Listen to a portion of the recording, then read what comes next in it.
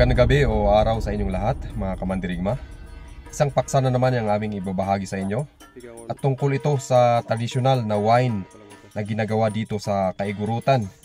Partikular na yung tribu ng mga Ibaloy. Kasi yun yung nakagisna natin at yun yung ibabahagi namin sa inyo. Yung kanyang proseso, bagamat hindi kumpleto, pero at least magkaroon tayo ng idea. Dito sa aming lugar ay meron tayong dalawang klase ng rice wine. Yun yung tapoy o tiyun, yung special. Ginagawa sa mga kanyaws, mga okasyon. Ganyan. At meron ding isang klase, yun yung dimbong. Mas malakas kaysa dun sa tapoy. Yung pag natikman mo ito, balik-balikan mo talaga. So, subaybayan natin kung paano nga ba yung unang part ng paggawa nito. Yung unang sangkap natin, yung isang klase ng bigas, yung itim, balatinaw kung tawagin dito sa amin. Hugasan muna ng isang beses bago lalagyan ng tubig na pangluto. Palit naman si Bagyot. Siya taon ala, si Binte, si Bagyot may isang dasos. Kaya siya trinidad alin tong diyan. Pagka nahugasan naman ay lalagyan natin ng kunting tubig. Gagamiting pangluto nito.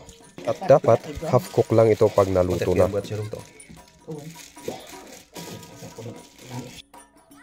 Ganyan lang dapat kababaw yung tubig sa ating lutuan. Ang sabi nga ni Mother ay dapat half cook lang yung bigas pag naluto na. Magpapaapoy na tayo. Paalala lang na huwag tatakpan yung kaldero habang niluluto yung red rice o yung balatinaw. Open lang siya hanggang kumulo at maluto.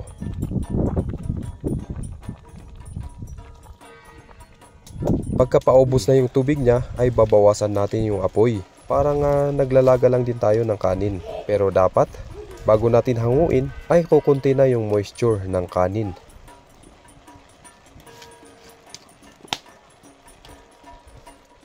Nag-prepare na rin si tatay ng mga dahon ng saging. Gagamitin natin mamaya pagka napalamig yung kanin. Nanaktaklata. Uwan, mango. Yung manalaktak na lang utek. Yung makiyas. Nasuan si bate. Siya rumtulaan sila yaman to. Sige tulang din. Uwan ba, busa. Yung busa malang aman, malang bigat aman. Busa. Ngarod. Asan gay? So, napimla nga dinay. At yun, pwedeng-pwede na. Palamigin lang muna natin. Yung nalinis na dahon ng saging ay ibilad para hindi madaling mapunit pag atin na itong gagamitin. Para lumambot.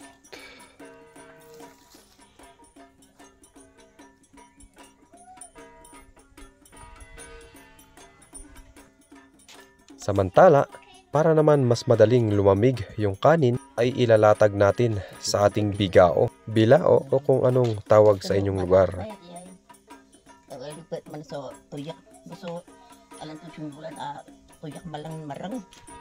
O ayan, papalamigin lang ng mga 30 minutos bago uumpisahan na lalagyan ng bubud o yeast sa Ingles. 6 na piraso ng bubud ang inilagay namin sa 3 kilo balatinaw o yung red rice. Siya pa mo pandaga nito.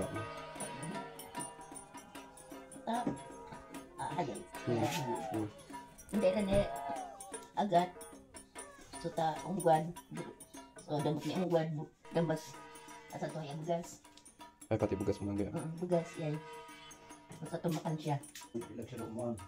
Tiguran siya ta. Burun siya yay. Agad.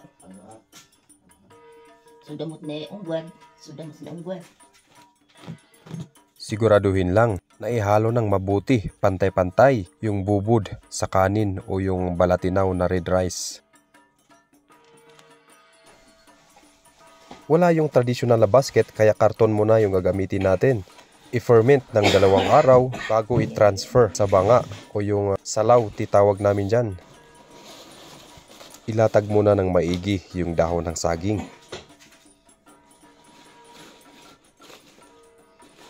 This time, ilagay yung mixture, bubud at balatinaw rice.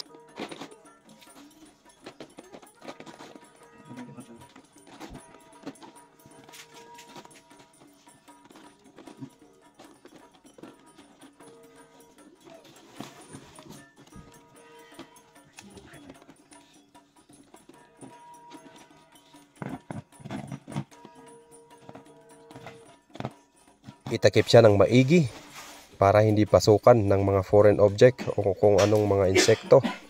Cover ito na si angin din pasok.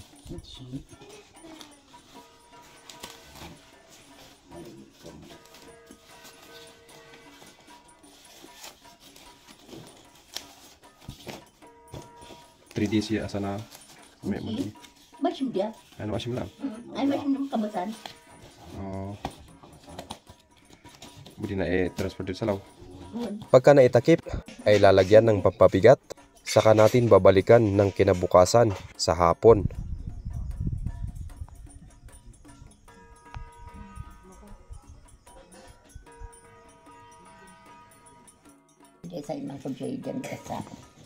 At kinabukasan nga ay andito na tayo. Medyo late nga tayong dumating kaya nabuksan na ni Mother. Itong proseso ng tapi na lang yung naabutan natin. Ito yung tinatawag namin na salaw o banga, isang uri ng matigas na clay pot. Ang siste nito, nilagyan ng kawayan na magsisilbing tube kung saan ma-extract yung tubig pagka ito ay na-ferment na sa katinakpan ng dahon ng saging. At dito, ilalagay na natin yung mga na-ferment na balatinaw rice kahapon. Pwedeng-pwede na rin itong tikman. Masarap baya ito?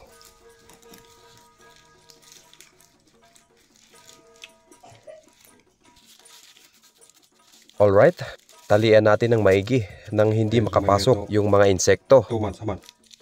Ay. Yeah. May meron na tumas ang saan duktan. May bulan. Itong ginawa nating tapay ay i-ferment natin ng mahigit 1 month. Mas matagal, mas masarap. Itatago muna natin sa malamig na lugar. Ito Pigangon. Asukal. Huwag palamutan. Ito mo. Piton asukal. At siya naman 5. Kung ano, ito doon ay di man agua. Palang mo asukal. Asukal tan siya no? Man mo rin asukal at ano pa doon po siya naman. Sing to ay man. Man rin asukal at asan to siya naman. Hintaga na siya naman. Yeah. Itong hintaga na so bugas. Ano siya mo? Siya. At 7 kilon asukal. Ay, asa na 5 days. Yeah, 5 days sa sinuman tan man. Manan sinum. Ano ito mo yata ang mo sinuman? Ano yata fi mo ang sinuman. Tara. At tanranin. So, alright mga kamandirigma. Dalawang klase ng wine ang ating ginawa. Ginawa ng ating mother. Meron dito. Ito yung taffy. Hindi na natin wala na tayong ilalagay dyan na iba. Pag i-harvest natin after 1 month, saka natin lalagyan ng tubig at yun na yung time na pwede natin siyang inumin. Samantala itong isa, yung malaki, ay after ng 5 days dadagdagan natin ng asukal at saka tubig. Sa ganito daw na kalaki na bang ay 7 asukal, 7 kilo, tapos yung tubig ay manggaling dito. Ganyan siya. Yun yung tinatawag namin sa Ibaluy na dimbong. So karaniwan dito sa amin sa Kaibaluyan, dalawang klase yung dimbong na aming rice wine naming naiinom. Ito yung tapi at saka yung dimbong. So alright, subaybayan po natin yung susunod na episode nitong rice wine processing dito sa Kaigurutan. Huwag na rin kalimutang i-hit yung like, share, and subscribe. At siguradong gaganahan pa tayong gumawa ng mas marami pang ganitong mga videos. Mabuhay po at ingat po tayong lahat.